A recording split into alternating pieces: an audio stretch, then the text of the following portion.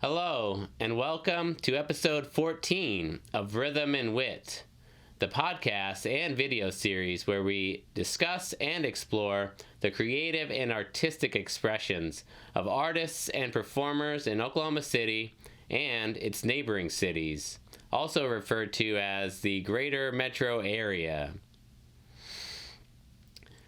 My name is David Steele. I am a bass player, a music producer, a graphic designer, a photographer, and a film hobbyist. My co-host is Nicholas Campbell. Nick is a stand-up comedian, a singer, songwriter, guitar player, electrical contractor, a husband, a father, and my best friend for over 20 years. In today's episode, we'd like to welcome a special guest, my friend and bandmate, Dante Frame.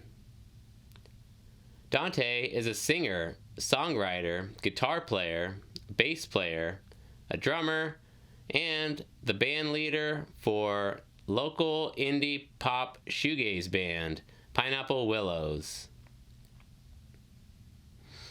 We wanted to have Dante on to ask him about his approach to writing songs and recording in a studio, as well as booking gigs. We also asked Dante how he got started as a singer and what other skills he tries to cultivate outside of music that we should all try and work on. Please subscribe to our YouTube channel and podcast feeds to keep up with new episodes that drop every Friday. We hope you enjoyed today's conversation with Dante Frame, as we greatly appreciate your time and attention. And 5, 4.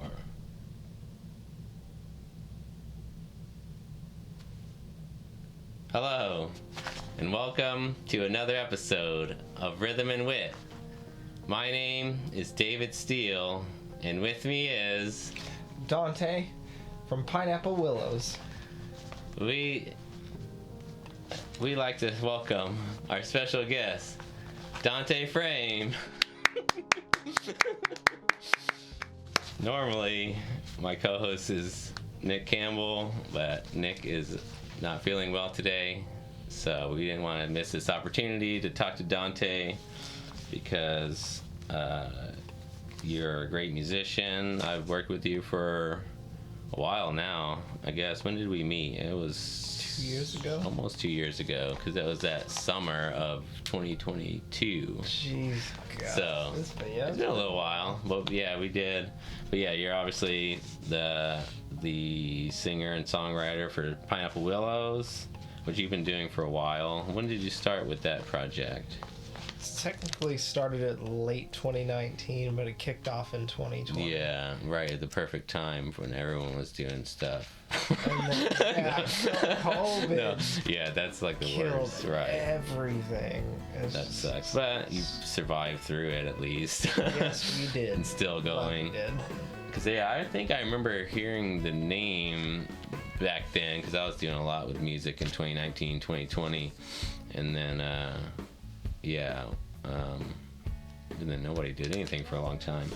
So, but yeah, so what is the genre? What do you describe? What's the elevator pitch for Pineapple Willows when you tell people about your band? Well, we kind of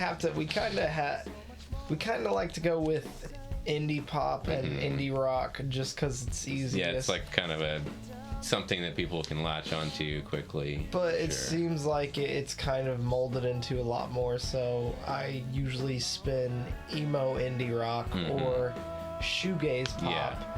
And the shoegaze is mainly because every time we submitted to a curator and they said no for indie pop playlist, they were like, no, this playlist isn't for shoegaze, and it's like I don't feel we're really shoegaze, but I can kind of see it now. Yeah, I think, because I don't listen to a lot. I know about, like, shoegaze, but that's kind of a weird genre because It's really, I mean, shoegaze is because, right, the pedals that you use. I mean, you're always looking down at your feet because you're messing with back and forth. Which I know you like to use a lot of pedals, which is great. That's why I think that you add in.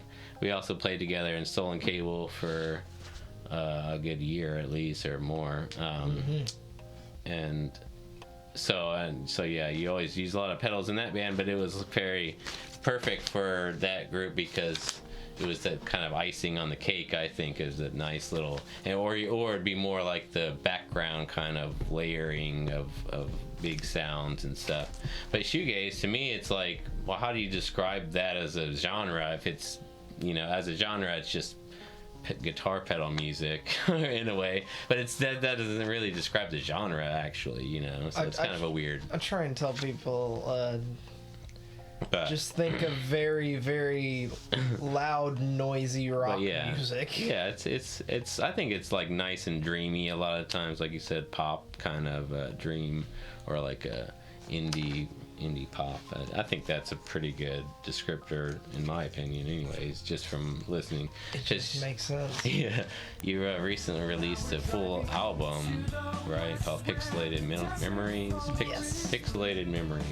Fantastic album. Was a lot of fun to work on. That was fun. Yeah, because I even did some work on that with you recording wise, anyways, which was super fun. And listening to it and hearing some of the stuff that I recorded and seeing how Tyler, your producer, put it together was fun because I usually normally in my process I record it, mix it, and do everything myself, so it's kind of interesting to not have to do everything and kind of pass it on to another person to complete. So yeah, I had some questions about working with Tyler because you guys have known each other for a long time, right? Well, we met in high school, but we didn't really connect until after high school with a couple of music things before he had moved to Nashville, and then that's right. And then when he came back, it was like, oh, you do music? How you doing? Hey. Right. So that's cool. So you already had a soft connection, or at least you knew each other. The first memory I remember of me and him was meeting in the choir room, and he had a guitar, and then we just started singing some Blink 182. Nice. It was fun. That's cool. So yeah, and he's a bass player. Was the bass player for Pineapple Willows for a long time, I know. And but your producer and recording engineer and all of that. I wanted to ask you, what tips would you have, from working with them? And because you've done a lot of recording, I think more so than probably most musicians that I even, you meet. I think a lot of musicians are usually, the recording thing is kind of the last thing, for a lot of people. So it's kind of hard to get to that. But you've got a ton of releases on Spotify. But what kind of tips would you have for someone for recording, and how do you prepare to go into a recording session? Can you talk about that process a little bit as far as anything that comes to mind? I would say the best amount of advice first off would be to get on the metronome and play the song to the metronome. Follow it. You'll make recording and the engineer's time easier. You'll have plenty of time per your money. So make sure to just play along with the metronome, know the song when you come in. Don't try to sit there and record a song in 6 hours and try and figure out what you want to do with it. Don't write the song in their studio. Have it done, everything done before you go in. Be ready to go and know what kind of sound you want so you can tell the lead or head engineer. That's always very important. They want your input on how you want it to sound versus how they want it to sound. So I would say those. I think that's a good point as far as even having an album or know an album that you want, an existing album of whoever it is, a popular band or whoever, and say this is what we want it to sound like at the end. I think that may be a good thing probably too along those lines. Because especially when it comes to mixing, I know it's good to. I haven't done a ton of stuff for other bands and stuff, but I do know that it's important for the mixing engineer and producer to have stuff, a reference album to kind of, try to get it towards. It's very helpful for that. So exactly. But that's a good tip for sure. 'Cause, I guess let me back up a little bit because I didn't properly introduce everything you do. You're a singer, songwriter, guitar player, and a band leader for Pineapple Willows. But you're also a bass player and a drummer. You played with Pineapple Willows and Stolen Cable. What are there any other notable bands that you've done, I guess, in the past? I don't know. I should know this. I played with Confined to a Singular Form. Yeah, that was kind of recent. And then Kylie Higgins whenever she was still in Oklahoma. Cool.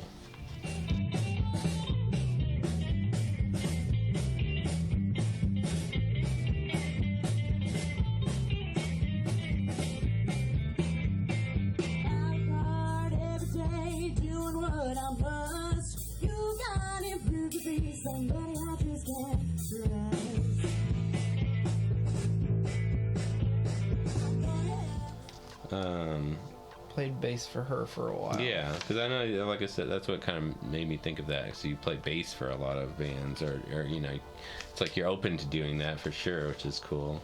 I love playing bass. Yeah, for bands. It's so much fun. I think it's the best instrument, in my opinion. Really? No. But yeah, no, I think bass is like, there's something to it for me I think it's the rhythm is what I love the most. Because you don't have to be on rhythm with the rest of the band. You can do your own thing. Yeah, but for me, it's like I listen to the rhythm. Like especially, I think that my favorite instrument is actually drums. But it's not that I want to play drums. That I like listening to the drums.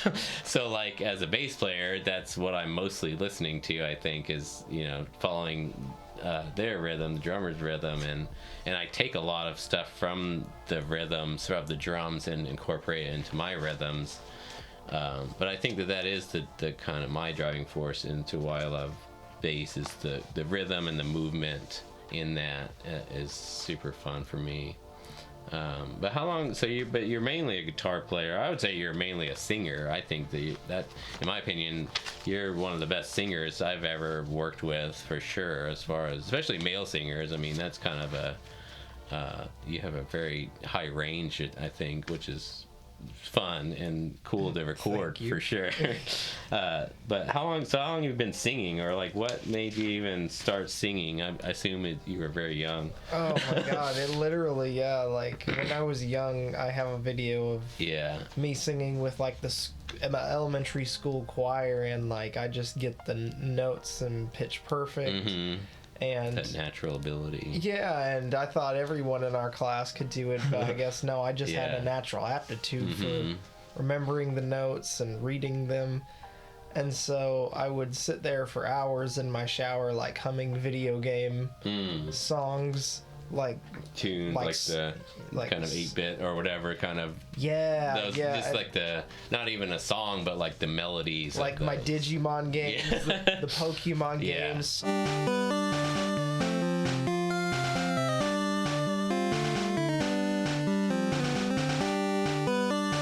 Sonic Advance 2.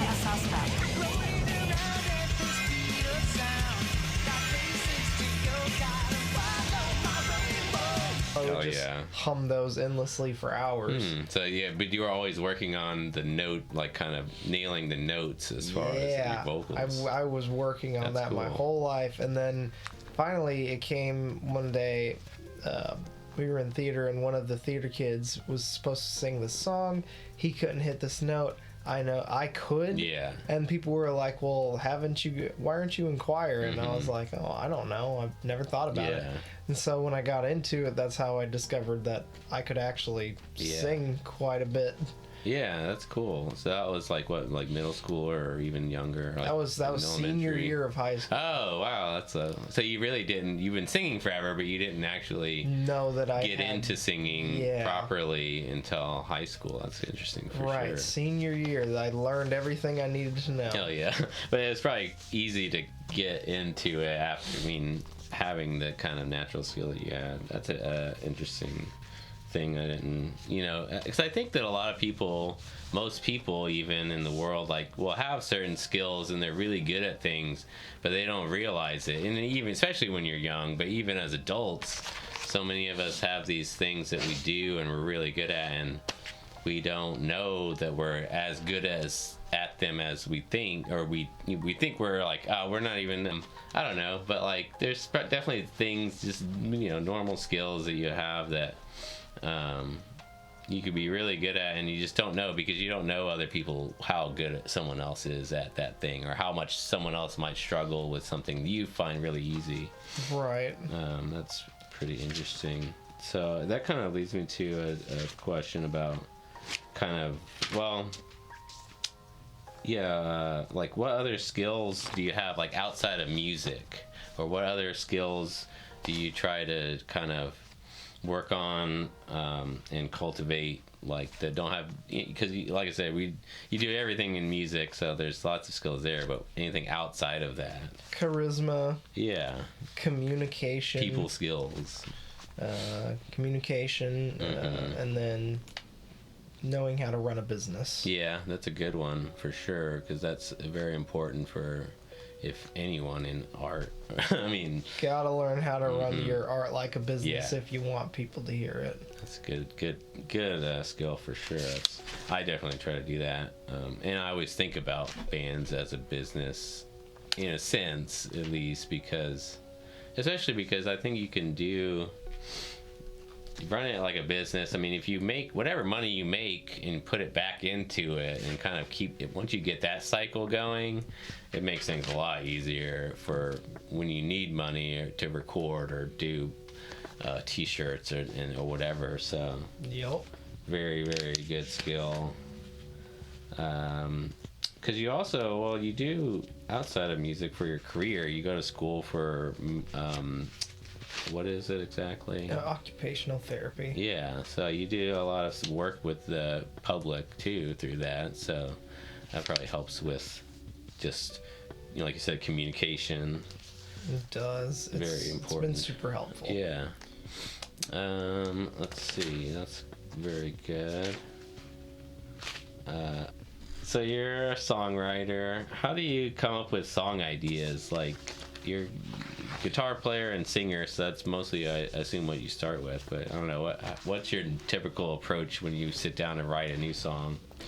It kind of just depends. Like, for some songs, the music will come first, and they'll come to me either as a riff, or they'll come fully formed, or I'll have chords and a rhythm and all that, and I'll just write and kind of structure it fully, and then afterwards, that's when I'll do lyrics. Yeah, that usually comes last. It usually comes last. That's how I've been writing for years, but then it's now gotten to the point where I've also done lyrics first so much that's just coming naturally. I can see, like, you might have a really great line or a couple of lines that for lyrics that you come up with, and you're like, I gotta turn this into a song, or I gotta at least put it down on paper, or and come back to it at least, or because then you can also pull that into a song later. Exactly. And so those are the two main ways that I write songs, or I end up getting there. Right.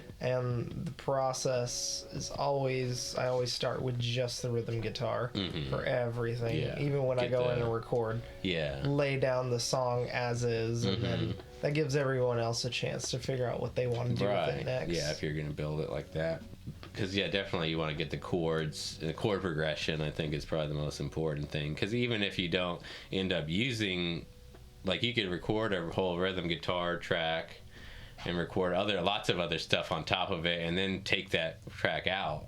And then you don't necessarily need it if you don't want it. Exactly. But the bass is still, and everything else is built on that chord progression. So that's a trick I haven't ever really tried, but I've thought about it before a lot. I've thought about it. It's cool. I mean, but like I said, I do that too. It's like I don't write a lot of songs, but if I ever have, it's like, you got to come up with the chord progression before I can even do a bass line. I mean, you're sitting there to yourself like, duh. I mean, but it's like, yeah, I mean, I had to kind of come to that later as a musician because I never wrote songs. I always have a songwriter or someone that does that stuff, and I add on to their stuff. So when I did try to do my own stuff, it's like I learned kind of doing chords the cheat way on a computer and like have a chord, you know, where it's like you just click and then drag the chords that you want kind of thing and do MIDI.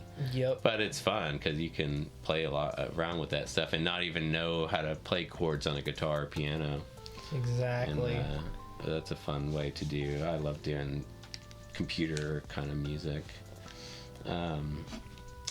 You've been, I guess it's interesting because I think about like how we met on Facebook, kind of band music groups, which I've talked a lot about, or I've talked about before. I mean, I think they're hugely valuable. I mean, a lot of people probably don't even realize that there's a huge network of musicians on Facebook, local musicians that you can get on and trying to look for each other. I mean, yeah, because there's so many people out there that I think want to play music and just don't know who's looking at yeah, you don't know. It's like I only, you know, all the drummers I knew before I met Jared, it's like they were in other projects. It's like it was impossible to find a drummer. You know, that's usually the hardest band member to find. It's even, you can't even do it like the old days where you put like a band needing a drummer back in like Guitar the music Center, stores. yeah.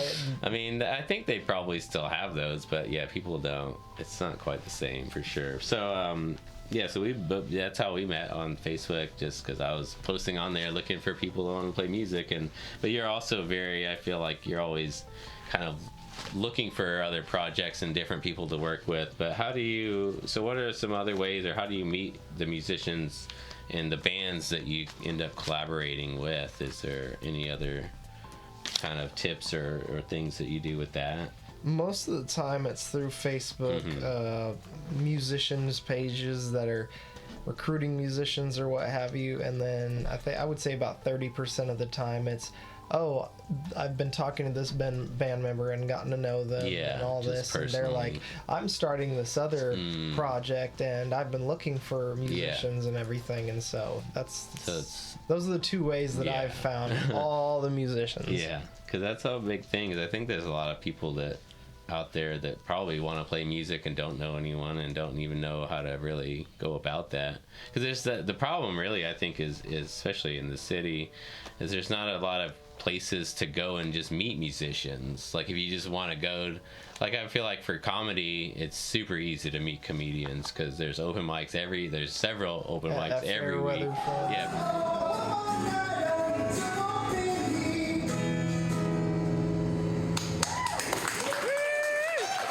Yeah, fair weather. I mean, it's like these ones we go to. I mean, there's tons and tons. That's a great one, just because that community is super fun. And I've met musicians through that. We met Krista Marie, our mutual friend now. Like, she's great. Fantastic singer.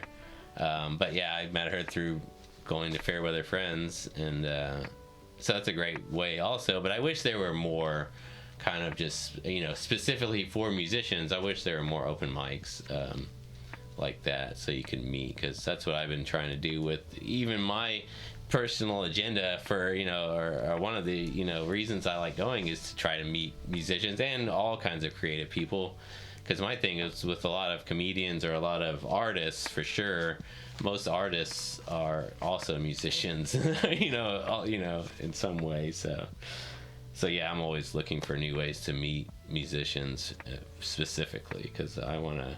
My goal ultimately is to create a big network of musicians, and just it's like, oh, I'm working on this other project with somebody over here, but it's like, oh, we need a guitar player.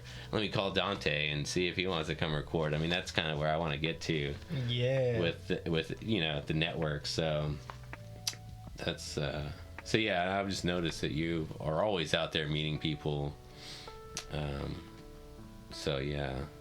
I try to be a social butterfly. Right. Yeah, like you said, the people skills and kind of, but I think definitely the best way is just to meet people in person and to get to know people and become friends with them, and then You said we need a person that writes songs, and I'm like, I know just the guy. yeah, right, because that's how you brought Josh in too. I didn't think about that, but yeah, I always think about that because I'll tell people it's like I met Dante, he knew Josh knew Jared, and that's how it goes. And we just all lined up and said, let's start a band called Stolen Cable.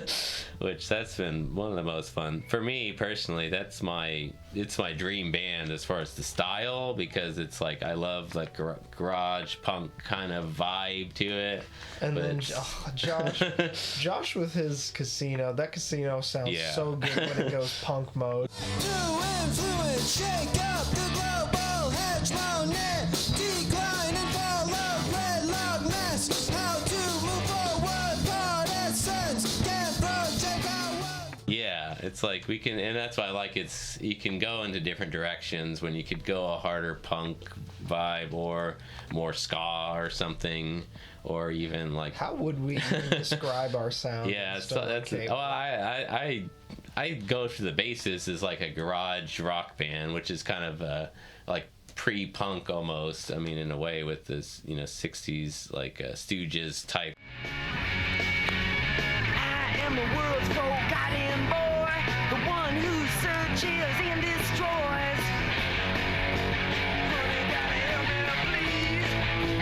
Somebody gotta save my soul. Baby, detonate for me. Oh! Look out, honey, 'cause I'm using technology. I mean, that's the overall sound that I think, and I think Josh. Girl, you really got me new. Yeah. But Josh definitely is great. He's one of the best as far as writing in specific styles. Like, he can write punk songs, he can write country songs. Another mention of what we've gone through, in and out, you lost in untruths. He lied as easily as he breathes, and while he sings, know what I'm feeling. He can write anything you want him to write. So like, he can write about taking that kind of garage rock vibe, and so that's kind of where what I usually tell people. But it's kind of, and people usually will get that right away when you say that, if they know what that is. Yep. But yeah, because you've written a couple of songs for Stolen Cable.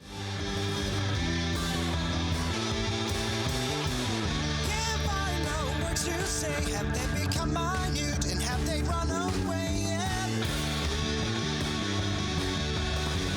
Has a cat got your tongue? And when you're in your thumb, someone's got your gun, yeah. At least a couple, if not more. But two that we've recorded, anyways. But what's it like, kind of trying to write in that style versus, I guess, your other style? Is it kind of a challenge to push yourself in that way? It's challenging, especially for Stolen Cable, because I want to do something big and fancy, but I feel like the best part of Stolen Cable was our rough simplicity. Mm-hmm. In time to learn to be a better kind of friend. Forget the days you weren't the kind of city. Let's give a shout out to the ones who still around. Memories that echo into the void without a sound.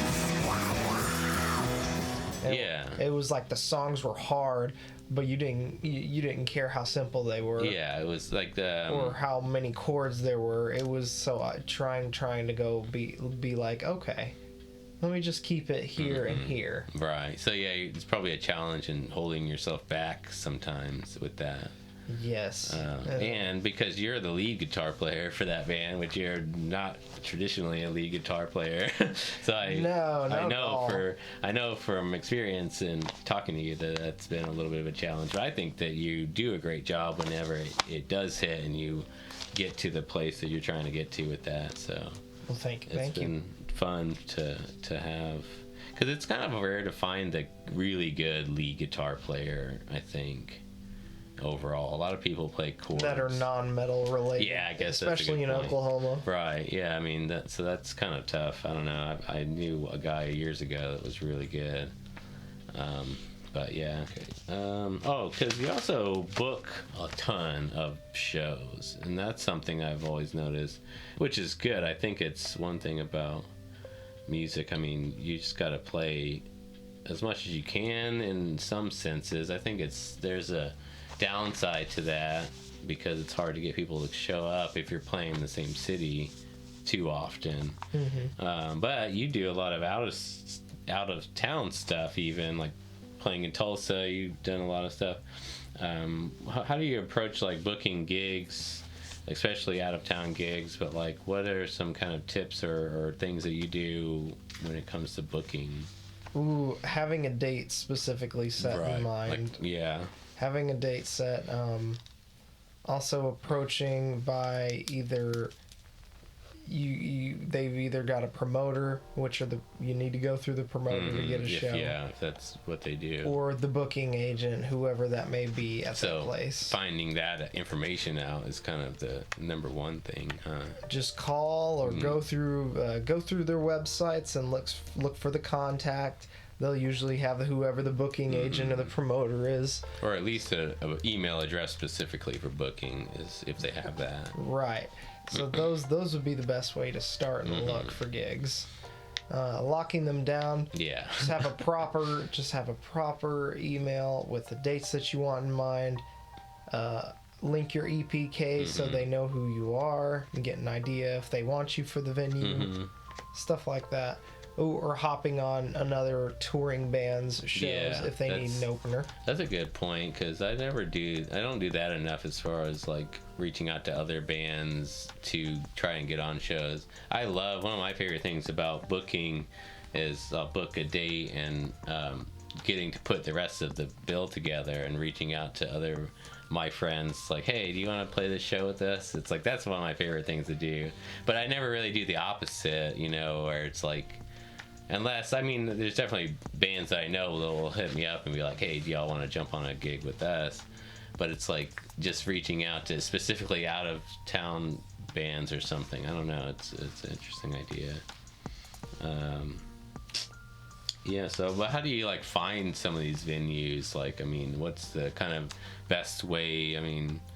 To like even find, if you've never been to like Wichita or Kansas City or something like that. Google's the best. Just type in type in around a major city and put in bar with live music or concert venue or something of that nature. And typically Google is really good at funneling places that have a huge or large music presence. Yeah, you can kind of tell which ones just from... Yep, and so make a list, go through them, find their contact info. That's the long way of doing it. That's the way I do it. Yeah. That way there's no places that you could potentially miss. Yeah, you try in or out of state. Or you try to at least find the ones that you're most interested in doing. And exactly. I think that's a good one. Facebook, I always think Facebook is a good one for me if I'm looking for stuff like that. And like the musician groups in other cities, I think is a good way to, especially even network with other bands in, like, say you book a show in a city and you need openers, go to the Facebook groups for that city and see who's active, hit up some people there. Because that's what I think it always comes down to, like, collaboration as far as, like, music is so weird because there's so many musicians that are almost like anti-collaborative or something. But I think it makes sense because if you're in a band, you're already collaborating with other people in that band. But it's like you also have to network with other bands and kind of spread that out. But I think people kind of, don't focus on that part of it as much as the internal collaboration because I think it's very competitive too, so it's kind of there are definitely a lot of bands that I've met over the years. It's like they have no interest in even becoming friends with us or whatever band I'm in. It's like I don't get that at all. But I don't get it. But for me, if they don't, it's like they do their own thing. They're not gonna, they get a little bit of attention, and the next thing they're like, ooh, it's gonna be detrimental in the end. So yeah, I think that's a good, like you said before, networking, meeting people is very important. So we'll get into some deeper stuff. Sure. It's like, why do you want to be a performer specifically? Like, why? Like, what is it, I think, about performing, or writing songs and expressing yourself through lyrics and music and performance? What is it that draws you to that? The feeling of being on stage and singing when you enjoy singing, and singing songs that you wrote, or singing songs that some of your favorite artists wrote. Yeah, even you do a lot of covers. Yeah, it's an indescribable feeling. Yeah, so I agree.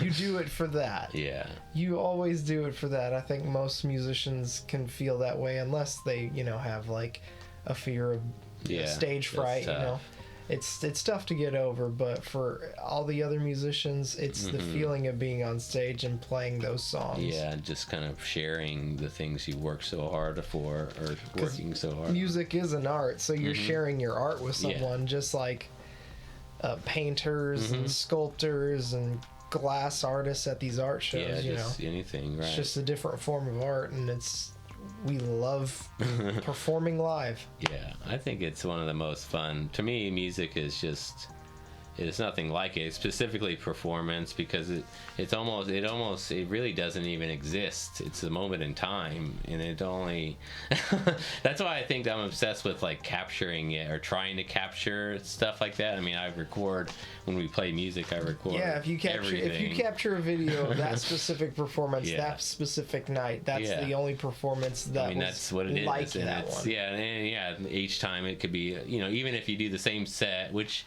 even as bands, right? Like, we always change our sets up, always, pretty, regularly. Got to check out the city and the occasion. Right. Which city listens to which song? Right. Yeah. So, but yeah, even if it's the exact same set, it won't be the exact same experience necessarily. And I think there's something special about it, because a painting, like if you buy a painting, it does physically exist in the real world. I mean, you can look at it, you could revisit it, and look at it whenever you want, but with a performance you can't really do that unless it's on a video or whatever. Yeah, and then it gets turned into an NFT. Yeah, right.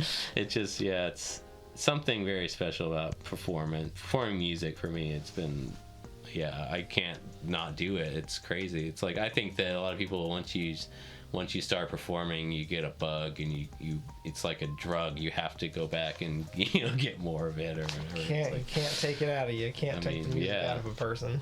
That's a great answer. What? So I guess this is kind of the same thing, but well, kind of a follow-up. But what do you love about performing? I mean, like anything specific, I guess, when it comes to specifically performing? Watching people dance to your music, move, and dance to your music, shake their head to your music, tap their foot. It's an incredible thing to see. That's cool. Makes you go, this was definitely kind worth it. Reassurance that what I wrote was a vibe, that was the vibe that they were looking for. Because that's what I think a lot about with music is literally vibrations. It's sound waves and you feel vibrations in your body, in your nervous system and your skin and everything. So it's literally makes you feel something whenever those notes come towards you. So if you can make somebody want to, say yes and move up, that's a great. They get that itch. Yeah, I love that. How do you? What other things? Are there any other ways you express yourself, like outside of music and writing songs, like self-expression? Do you do anything else creative as far as just as a hobby? I used to draw, but I don't do that much anymore. Other ways to express myself? Bodybuilding. Oh, okay. I'm getting a lot into bodybuilding, and because I'm like, wow, I can actually turn my body into a piece of art. Pictures of bodybuilders, not like the gross ones, but like Mike Mincer and Arnold and all these guys. Tom Platts, you see them, they look like Greek statues, and I was like, oh, I want to try that. I mean, if you see something and you want to be like that, I mean, you can do that. You have control over your body in a way, like as if you do the right things and go to the gym and eat right and take care of yourself. Exactly, and it's hard. Yeah, it's hard to maintain that, to get up to that point and look like the way they do without, like taking the easy road. Human growth hormone. Yeah. But even with that, I think, I mean, obviously you don't want to do anything dangerous, but there are a lot of things like supplements and things that you can do, like supplements and things like that you can do to help with energy and stuff like that even, and at least support your efforts. So, but yeah, obviously you don't want to do anything that's going to hurt you, and you have to talk to your doctor about all that stuff if you want to get into that. Right. Anything like that. Yeah, that's a good answer, because that's something I've known about you. You wanted to, always, I think.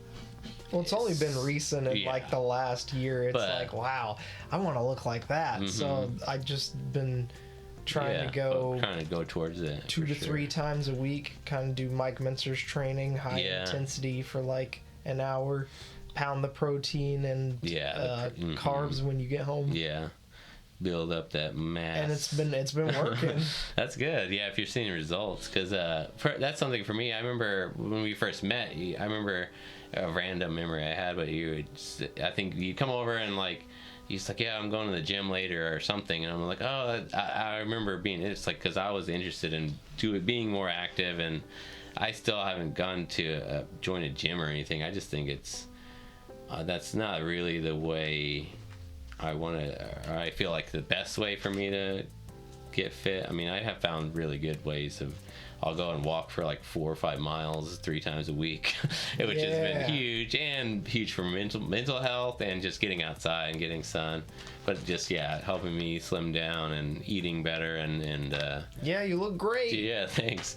I've been doing recently, I've been getting into some resistance bands, like doing YouTube kind of personal trainer videos and just doing it at home, and buy the resistance bands, and you do circuit training, like it'll be like 30-minute exercises or 30-minute session kind of whatever they're called, like videos, and then you do the movements and you use your resistance, and there's different weights not weights, but resistance strengths of the bands, and they're cheap. I mean, they're like $20 for a set. Yep. And they're way better, I feel like, than even weights, because it's just your natural simple, weight and strength you're fighting and against. They're simple. You don't have to like do a bunch of reps of like lifting weights. You're doing different movements and working different muscle groups with the bands. I think it's been really fun, and that's something I don't do enough of. I'm doing more and more because it's the winter and I can't get outside as much. So I'm going to try to do that 3 times a week for the next few months, and hopefully I can get some mass going too, because I mean, that's something that I've thought a lot about too. I think most people, we all want to look better physically, right? I mean, or at least physically feel better. Yeah, definitely feel better. That's been a huge thing for me, the energy levels that I've gained from exercising more.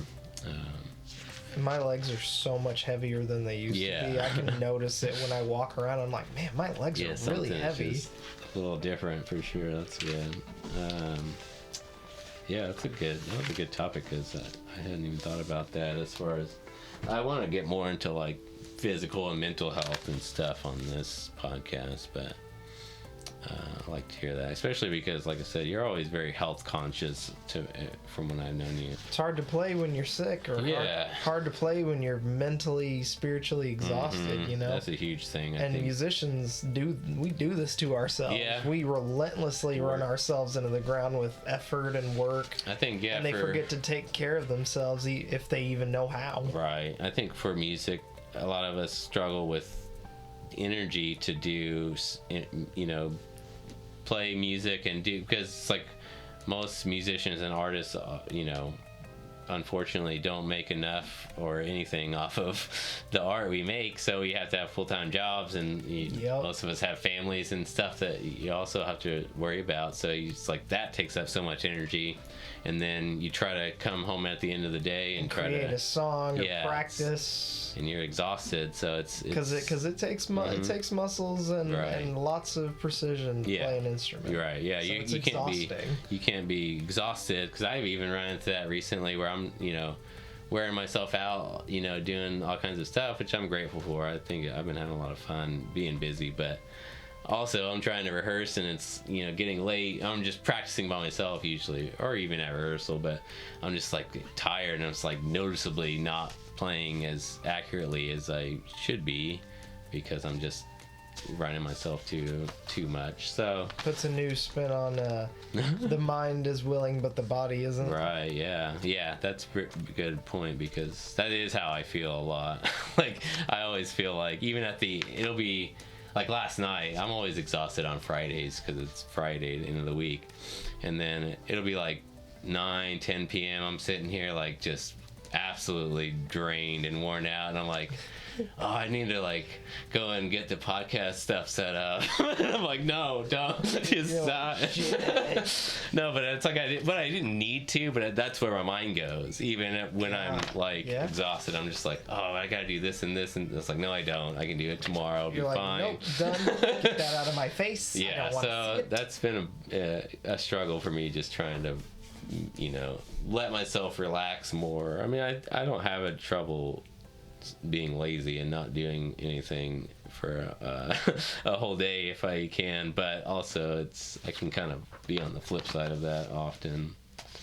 But yeah, it's like I said, great advice as far as just taking care of your physical health, because that's a huge, once you start dropping some pounds and you feel better and get more active, you can have way more energy to do all this stuff, and even performing. I mean, performing live takes a ton of energy.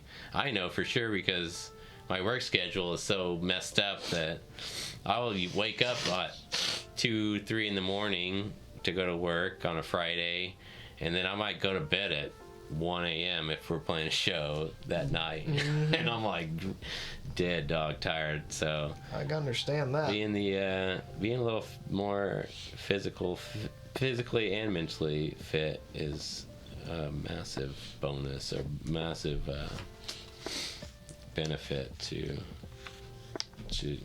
being able to do that. One more question. Always end the podcast with this question. But what is the biggest challenge that you and other musicians, like other people that you see and know and work with, what is the challenge that you see is we're all facing, and what advice would you have or what things do you do to overcome that challenge, specifically for younger people that like are getting into music or trying bands gatekeeping other bands, by not giving them any information about who the promoter and who the booking agent or anyone who's helpful involved tips in that. like that is bands who gatekeep like that are just not helping any other bands out. I mean, if you have that info and you apply there, you ask them if you could play there or whatever, and you get rejected, well, at least they could have decided for themselves if the band that you basically told, man, get out of here. Yeah, could have been different. Yeah, I think that's a huge one, because could have had more options. There's a lot of people. I mean, there's everyone. All of us can be doing more to help each other in these things, because nobody. Something I've realized recently is none of us know what's going on. I don't care what if you think. I think that the point is that we all have self-doubt. No matter how confident someone looks, or you think someone is, they're all we all struggle with the same things. With something, right? Yeah, so I think that there's so much to be, we could all benefit if we shared more and communicated more with what especially our struggles. But yeah, every time a band has asked me for information, Yeah. I give it to them. I'm like, I'll let the venue and the promoter decide if they don't want you. Mm-hmm. It's like not you don't me. have to. I'm not the deciding factor. You're not the one saying, "Oh, you're not good enough," so you don't deserve to even try. I think that's terrible. Right, and leave that up to the promoter to say that to the band, not other bands. When you could just be like, "Yeah, here." Yeah, I think that's a good thing because, like I said before, there's in my experience, there's been tons of bands that I've worked with or played shows with that just don't even give you the time of day. If they don't know you or aren't familiar with you at all, it's like I think that we should all be more open and more helpful, especially to a newer band, or it's like a young kids and stuff that are trying to get out there and do stuff. Yep. It's like they need the encouragement. I think that more than the rest of us do. It's like, because I think everybody could benefits from more encouragement because it's like that's how it's so easy to give up. I think doing this because it's hard. It's so much work It's so much work. People don't realize that when you don't have the proper connections already, it's twice as much work. Right. So yeah, it's like if we could all try to give somebody a hand up, man, that could go a long way. So I think a lot of people are afraid of this market for music is not great here. I say this all the time. Like this, I think that live music is not supported well in Oklahoma City, specifically Oklahoma City. Like Norman and Tulsa are different, I think. They love local bands. But something about Oklahoma City, it's not been great. So they only want bands from out of state. Yeah, it seems like it. But or maybe more specific like country music that probably does very well here, which is great. It does. that and red dirt. Yeah. So and that's fine. But it's like for us to do rock or other genres, it's very hard. But unless you're doing fifth wave emo. Yeah, maybe the younger generations are probably into more specific or different stuff, but yeah, I think that there's a lot of fear for other bands that like are worried about new bands coming in and taking the gigs or something. I don't know, but I think that if we all help each other, we can make this scene better. If there's more musicians getting better opportunities and more, I don't know. I think that's the way to solve that issue. As far as that's kind of why one of the reasons I want to do this podcast and get these, talk to people about this stuff is because I want to make the community better. I want to make everyone better so that we can all have more opportunities and have better opportunities and actually make money doing this stuff. Yes, that's the best. It's the most important part. By the way, our show in February, it's going to be February 23rd at the Resonator in Norman. Yeah. We're going to be playing with The Social Contract, Land of Roz, and Oklahoma's own Limp Wizards. Nice. That's a great lineup. That's going to be a great show. I know a lot of those. I'm familiar with a lot of those bands, all of those bands, frankly. So it'll be... And I love the Resonator. That's something. I know we've played there. It's one of the best venues in Oklahoma. Yeah, they're super cool. I love them because they're a great art gallery workshop. They support local musicians. Venue. Always. Yeah, it's so cool. Always. And but yeah, thanks for coming on and talking to me about your art. I'm glad we've been trying to do this for a month or two. I told you months ago, I was like, life gets busy though. Life always gets busy.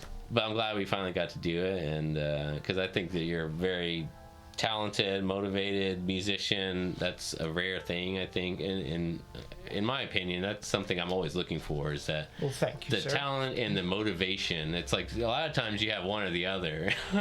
Yeah, motivation, and then you can do anything. Right, yeah, which, I think motivation is the most important thing, because you can have not as much natural talent, and if you're highly motivated, you can still do whatever you want to do. If you want to play the kazoo better than anyone else, you can do it. Yeah, so I'm always appreciative of that, and seeing how hard you work at everything that you do. So I'm happy to know you, and happy to have you on the podcast and talk about your art. So thank you. I've been excited. Thanks for coming. Heck yeah. And we're going to take a quick break, and we'll come back with some upcoming events. That was fun. Yeah, I think that was great. All right.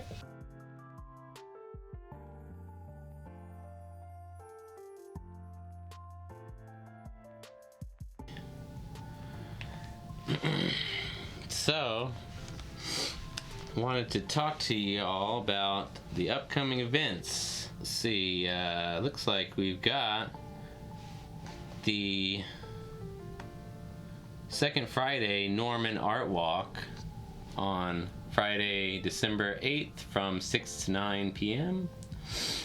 I've been out there once before last year. I really love the Norman Main Street. Is a great street to hang out at and check out. There's lots of restaurants and art galleries and music venues. So if you've ever been out there to the Norman Art Walk, come check it out Friday. It should be a nice day weather-wise, hopefully. But they're gonna have a lot of cool stuff. Art galleries and all kinds will be showing art. But one thing specifically I wanted to shout out, we talked about the Resonator a little bit earlier, but they're having a unique event they call Print Boom, Friday, December 8th from 6 to 10 p.m. And it's going to be at Resonator on Main Street, which is a fantastic art gallery and community art space. They have a lot of workshops and things like that. So check them out. But check them out on Friday. They're going to have a special event that will feature amazing tabling artists, live printing, a DJ spinning fresh beats, a giant kaleidoscope to wow your senses, and a visit from Krampus. So go check them out. They're gonna have some people doing some printing live from all over the country, so it'll be an interesting thing to check out for free. I think you don't pay to get in, so if you're looking for something to do Friday, check them out. That's Second Friday Norman Art Walk. And then looks like Sunday, December 10th is another art walk here in Oklahoma City, live on the plaza. Will be this Sunday, December 10th. They move their art walk in summertime hours. It's usually on Friday. In the winter, they move it to Sunday afternoon. So it starts at 12 p.m. on Sunday. And please go check out the plaza. They're going to be having some people out there doing art things and showcasing art. Let's see. Also Sunday in Lawton, Oklahoma, there is a free comedy show. Sunday, December 10th. The doors open at 6:30 at Avenue Tattoo Studio in Lawton, Oklahoma.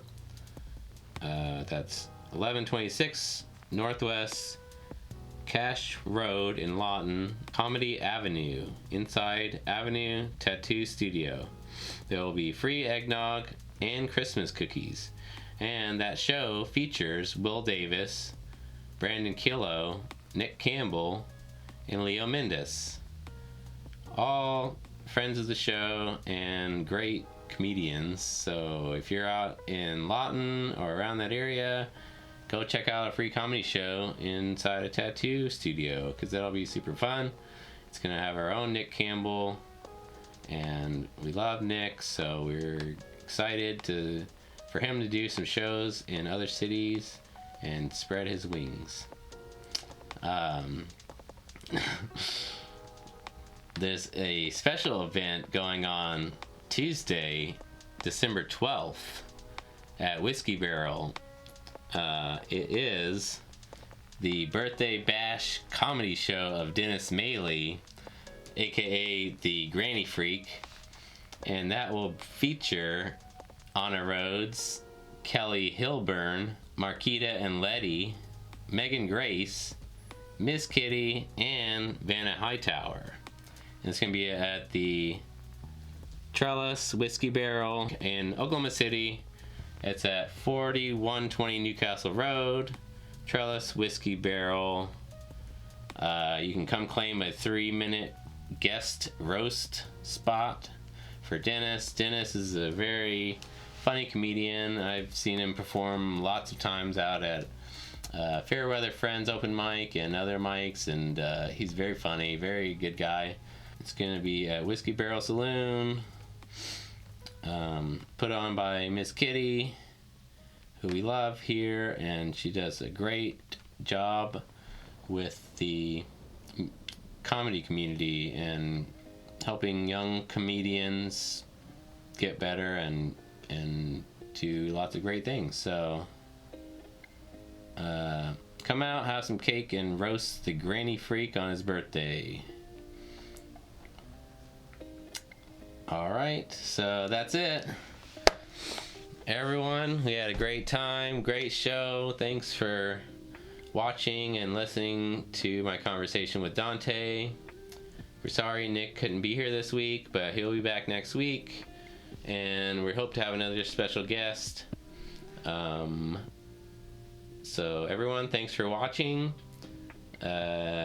You can email us at rhythmandwit@gmail.com. Lines are wide and clear. We'll take your emails, your questions, your comments, and we'd love to read them. So please email us.